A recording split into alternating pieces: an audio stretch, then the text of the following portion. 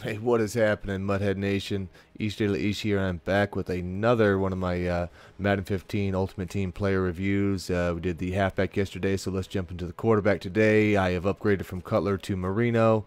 Obviously, the one thing I'm going to be giving up is the speed there, so Marino's just going to be like a sit and duck in the pocket. But everything else is just amazing on the card. I mean, you know, you've got the same throw power as Cutler, and the accuracy across the board is better, you know, and I was always pretty good with Cutler's deep balls, and this one is a little better rated, so I'm kind of curious to see how that's going to play out. I dropped, I think it was like 130K on this card. I mean, value-wise, it's a great spot right now. We'll come back early. This one, the halfback angle to start this game out. First possession that he gets a chance. I think the guy was went for it on fourth down early in the game. Of course, it gave me good field position. So we get that little pass, which I've been using that play a little bit much here lately. Short yards and all that's been working out pretty good. When you've got a user on the linebacker, you make him have to choose between Gronk or the halfback a lot of times. So you just figure out who he's not taking. And right there, you know, he's bringing heat on this one, and I did pick it up. But that's just to show you that, you know, Dan will slide off of those a lot, and then this time I don't, you know. Kind of ugly to start. You know, of course, I'm punting right there, but, you know, I'm the type of player that I'll try and take sacks more than force a ball, and I didn't adjust right, you know, on that possession to his blitzing. So here, right there, next possession, try and loosen him up with the Freddie B screen, and then right here, I decide, you know what, after I throw the screen, maybe he's not going to be thinking about this, or I don't know what he's going to set up, but I'm going to test Calvin deep. He's got the Team of the Week Sherman on the outside on him, so this is the right-hand part of the screen. Let's see what Dan's deep ball is looking like. I got one step, and look at that. I mean, that is perfect placement. You cannot get any better than that.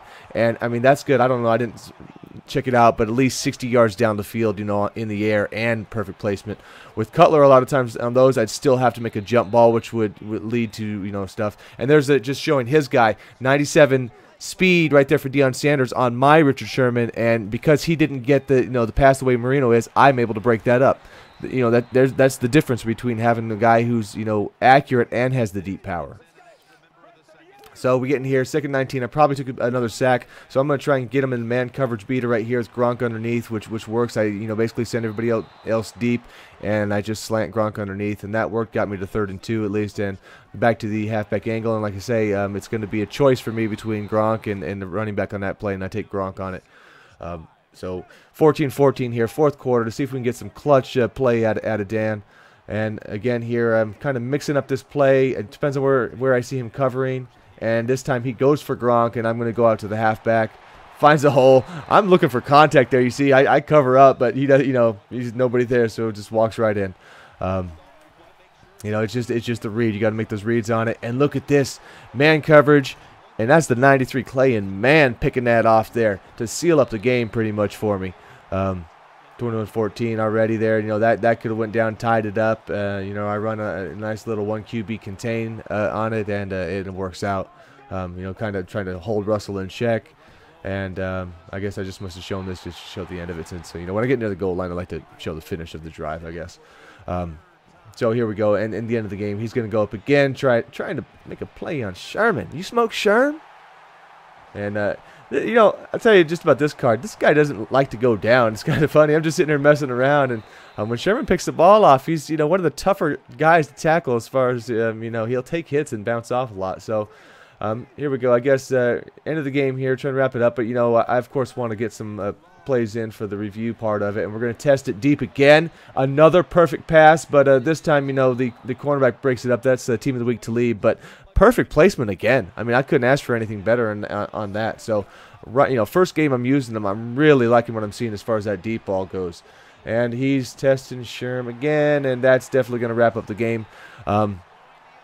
So, you know, obviously you already know if you're a rollout guy, you know, this ain't for you. But, you know, if you're somebody who wants to, you know, try and challenge yourself and, you know, and you get your skill better, you know, this is more of a quarterback you want to use. Because, you know, let's say what it is. There's not as much talent involved in rolling out. And there's a perfect pass. I mean, I read the hot blitz in there, and it's kind of a lob, which you normally do not make those, but he places it perfectly on the sideline when I give him the sideline read, and it's just great.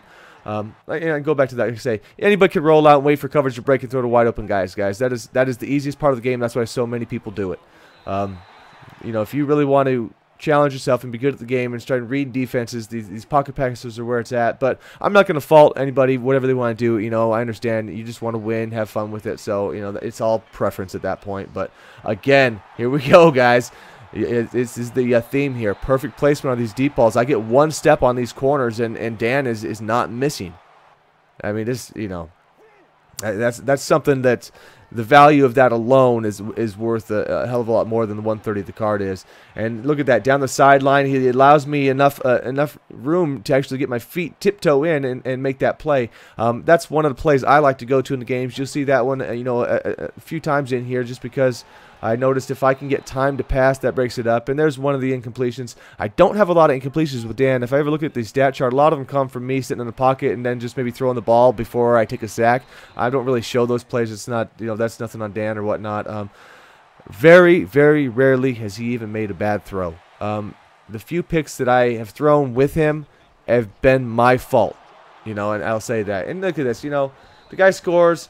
And Patterson, I had him for Rising Star because I was doing my sets, and he was deep in my depth chart, and just a punk, man. So I ended up at least holding him for a field goal, which leads me to a fourth down, you know, a fourth quarter here, down by a touchdown. I need Dan to come up clutch.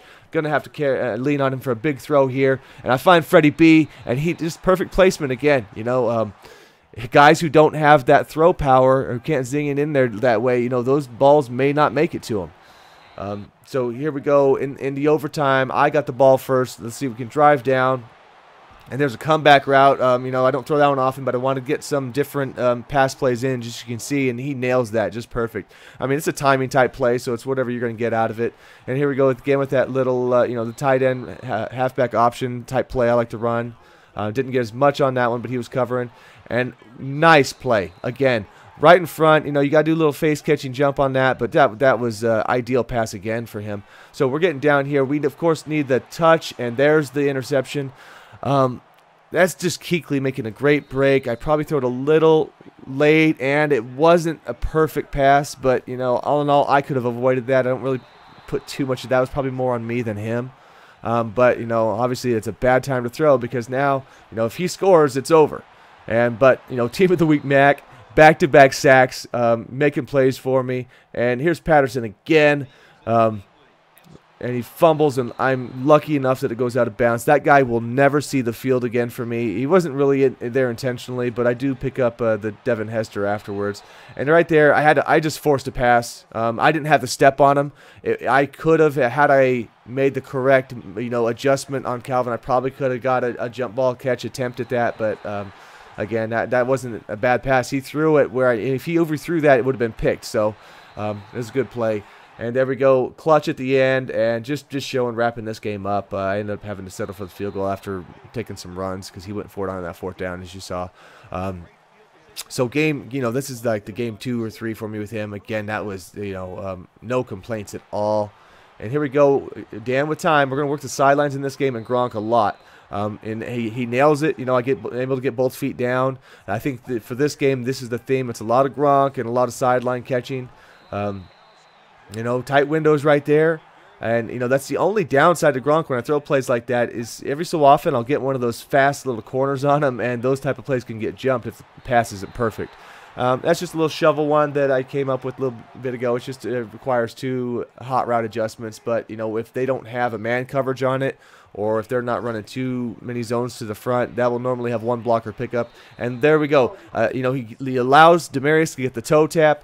Very clutch right there. That was, you know, it was long. I probably took a sack before that, so it allows me to drive down here and keep it going, you know, make the plays. So, again here, we're going to work the left a little bit on this guy. On that pass, I do run a down and in pass lead by mistake instead of just an in pass lead, so that's why I came back to that ball. That was on me, but if that's what I was looking for, it was perfect. And right there, I see the gap in the defense. I put the guy on a quick streak, and with the bullet pass that Dan throws so quickly, easy. You know, basically the free safety there could not get over in time.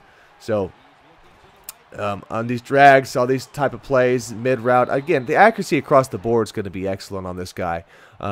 You know, it's whether or not you can live and die in the pocket. You know, I know most people that's not going to happen, but There we go again. Again, toe tapping, perfect placement on the sideline. That's one I could have thrown earlier, but I only had one timeout and the clock was down, so I wanted to make sure I got out of bounds. That's why I waited. And again, there with that little pass, he has two guys over. If that ball is slow, if that ball is inside a bit, it can be picked. So Dan with again another perfect placement. A little shovel pass here again. Again, with this one we're just kind of working it down. Starting 21-7 here. We're getting. Close to the end. I believe at this one I'm like 13 for 13 at one point in this game with Dan. There are some of these shorter ones, but again, you see these harder end sideline passes, and that was the first one broken up, which was on me again. I didn't see the I think there's a linebacker jumping that quick screen, and I normally don't run those very often. It's just to keep the guys in balance. Fourth down, he goes for it to get back in the game, and Dayon Buchanan, with a nice play. For somebody who doesn't have a lot of awareness and play rec, I was, happy that he made that. And we got one more here. Again, on my wide circle play I love with the Gronk when I get time, and I do. And I decide not to go out of bounds, come back in, and he's just beating his players up. That was enough for him. He'd been abused by Marino and Gronk way too much in that game already. So, thanks for checking this out, guys. Highly recommend him. If you can stay in the pocket, this guy is money. And at 130, it's a no-brainer. So, see you guys next review.